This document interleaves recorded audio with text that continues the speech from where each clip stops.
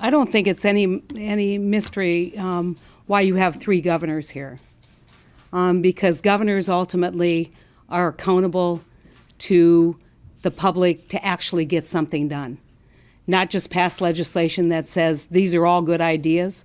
These changes need to be made, but if you don't put a dime into prevention and treatment, none of that matters, in my opinion. None of that matters. And I'll tell you why I know that. As the former Attorney General for the state of North Dakota, we tackled in the 90s the methamphetamine epidemic. We saw methamphetamine coming up. It was cheap. It was being manufactured, but about 95% of what was consumed in North Dakota was in fact brought up from Mexico. And the cheaper it got, the more people used it. Let me tell you, it's not for me just opioids. We have a recurrence of methamphetamine abuse in my state.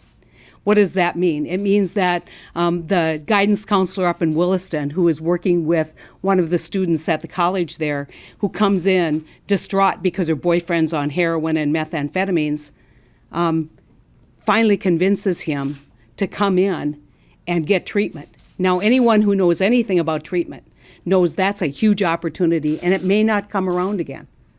That time when you step forward and say, I want help, that's not something that happens every day. That's something that something happened to you, that you hit rock bottom, you're there. They said, come back in 3 months. That's when we're going to have treatment for you. Now, I'll never know whether that young man was a statistic in Williston, a heroin overdose statistic in Williston. I'll never know that. But I'm sure someone like him was. Let me tell you, I was on Mandan, Hidatsa, Arikara Nation, visiting an outpatient program, addiction program. It was designed originally to deal with alcohol. They're being overrun. That very moment, that I walked through the door, they had gotten 2 calls. One from a grandma who said her son was going to commit suicide because her grandson was going to commit suicide because he was so distraught, and she wanted to know if she could bring him in for treatment. He said, we don't have enough treatment here. Up at Fort Peck, people are selling their children into the sex trade for their fix. Anyone who thinks that this doesn't have long-term consequences for communities and for America is wrong. This is devastating communities, especially communities hit hardest by the downturn, especially communities in poverty. And if there's going to be hope going forward, we have to provide treatment. We have to get our heads out of the sand and start realizing that simply passing bills, changing a few outcomes, is not going to do it, and it's not our job. That's not doing our job. Our job is to get treatment. Our job is to work with state and local officials to make sure that we have, if this were breast cancer, we'd have pink ribbons marching down the street, and I can say that as a breast cancer survivor, because that kind of public health movement saved my life. But let me tell you, we need a public health movement in this country that's funded the way we funded tobacco programs, which I also know a little bit about, the way we funded other programs to tackle these challenges. And if we don't do it, we will look back on this time in 5 years and say, we failed. It has only gotten worse. We cannot supply side our way out of this. We've got to deal with the demand. And we've got to deal with helping families. And tell one final story.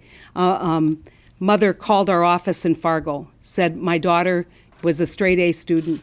She's now addicted. She now desperately needs treatment. There's no treatment for my daughter. I can't afford to send her to all the fancy places that you read about. And she's going to die. And I hope she gets arrested. Because as Amy said, in order to get treatment, you got to commit a felony. That's not the way it should be in America.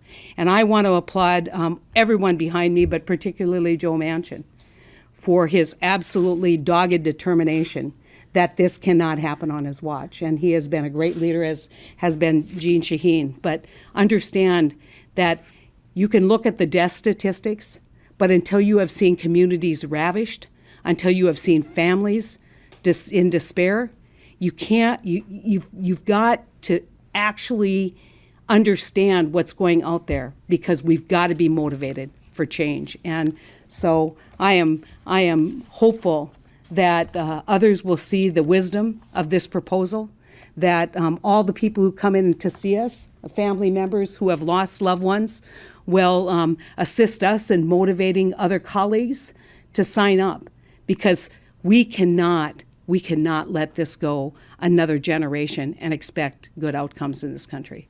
We have got to fix this problem now. So thank you, Joe.